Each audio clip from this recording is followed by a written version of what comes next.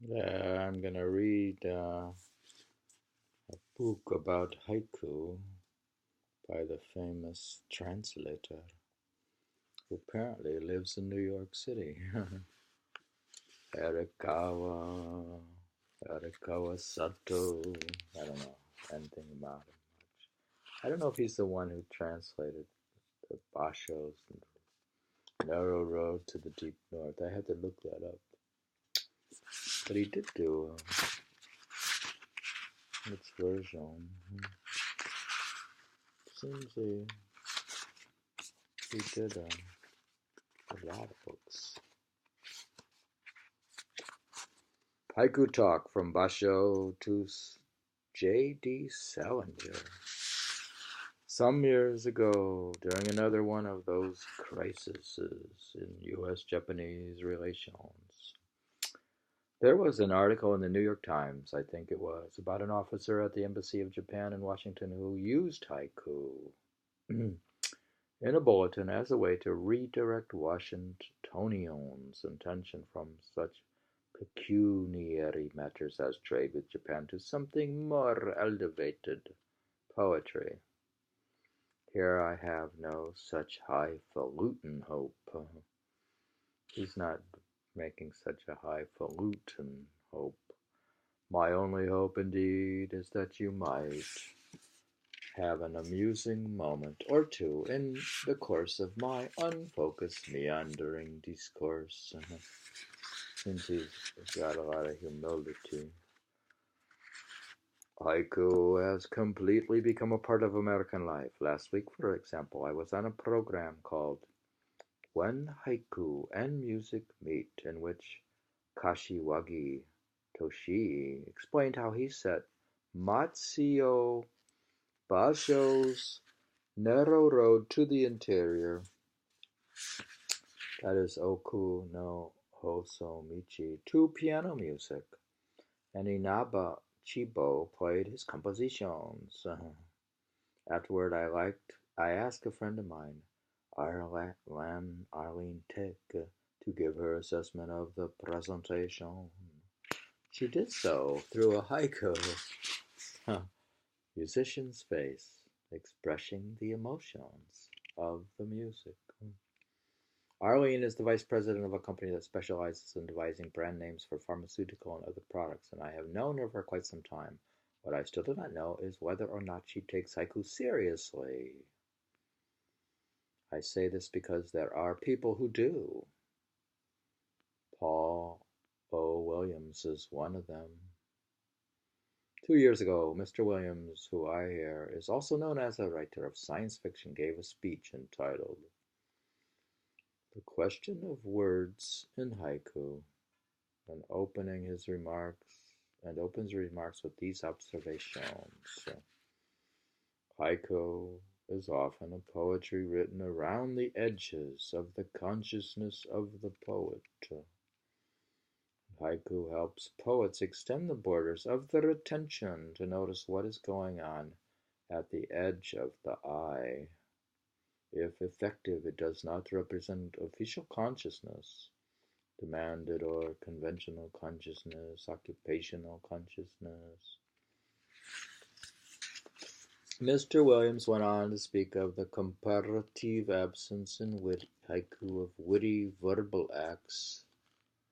This talk of consciousness in relation to haiku is clearly influenced by Daisetz Suzuki, the greatest 20th century proselytizer of Zen in this country, and R.H.Blyth, the greatest 20th century proselytizer of haiku in the English-speaking world. Of the two, Suzuki said in Zen and Japanese Culture, quote, haiku does not express ideas, but puts forward images reflecting intuitions. These images are not figurative representations made use of by the poetic mind, but they directly point to original intuitions. Indeed, they are intuitions themselves. Blyth, who acknowledged his indebtedness to Suzuki in Zen in English literature and Oriental classics spoke of the directness, simplicity, and unintellectuality of haiku, asserting that haiku is a form of Zen. Although it would not be fair to fail to note that he followed this with the declaration in Haiku, Volume 1, Eastern Culture, quote, "If there is ever imagined to be any conflict between Zen and the poetry of haiku, the Zen goes overboard,"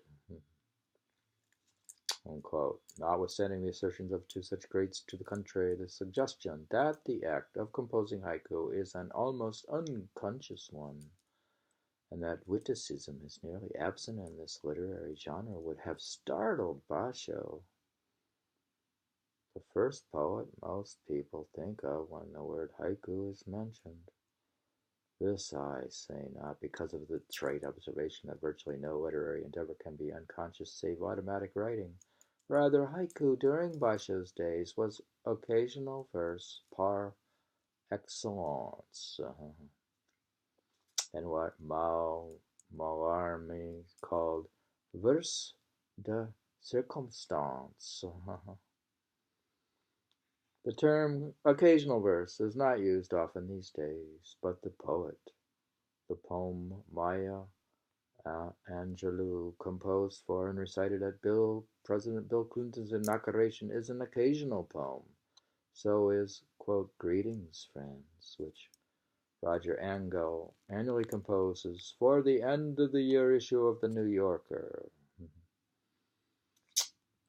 The latter, as you know, attempts to incorporate as many personal names in the news as is manageable in the airy coals of rhyme.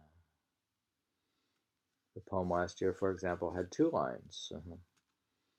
Harris, Wolford, Kirkpatrick Sale, Harrison Ford, and Pauline Kael. That was brief.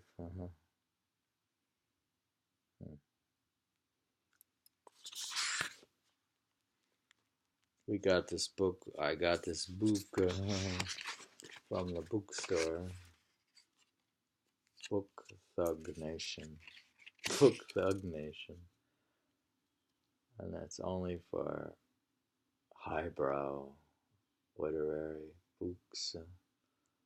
So they only buy highbrow, really high. Book Thug. Renga and Hoku. Now, that's the other words for haiku. How, in what way was haiku occasional verse? Question mark.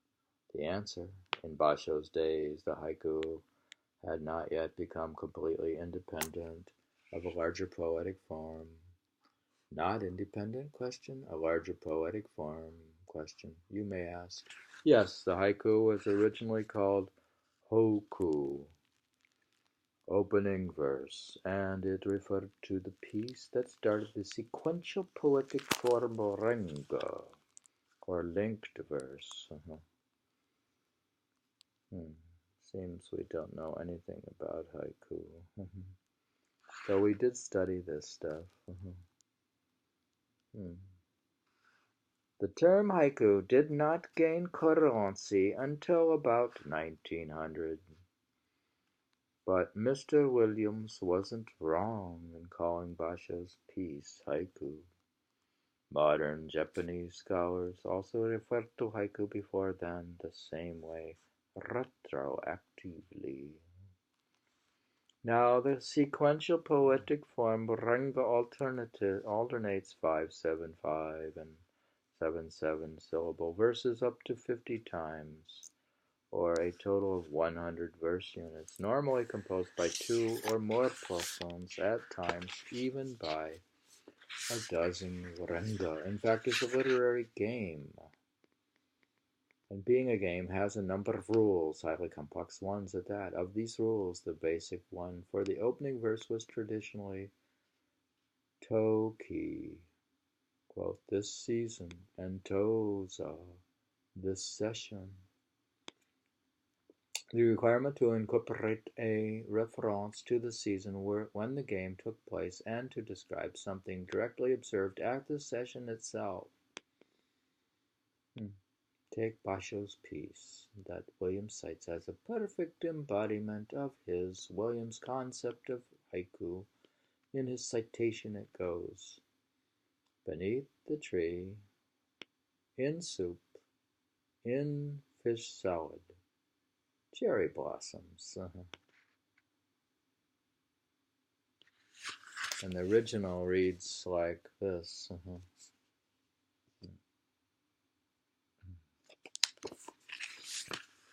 Despite the somewhat unfamiliar fish salad, you might feel that this, at least in the original, must be an innocuously pretty line of verse, especially if you learn that it describes a sense of a hanami, cherry blossom viewing, where an assortment of tidbits along with a sample supply of sake is taken out, picnic style, under cherry trees in full bloom. No matter how innocuous it may seem, though, this haiku could not have been written around the edges of the consciousness of the poet. Basho made a living as a sosho master of rule-bound Renga poetry and had to take many things into account, especially when composing a haiku. We read to page 6. From the beginning. We read the essay. I don't know if it's an essay, it's Haiku Talk about haiku. From Basho to Saint J.D. Salinger. Within the book.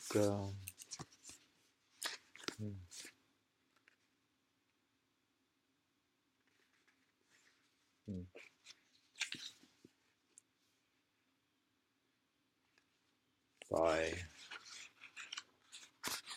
on haiku by Hiroaki Sato, who lives in New York City, and he did translate Basho's Narrow Road,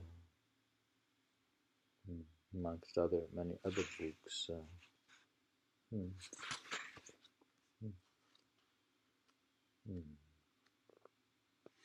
Basho Sato was born in Taiwan in 1942. In 1968, he moved to New York City.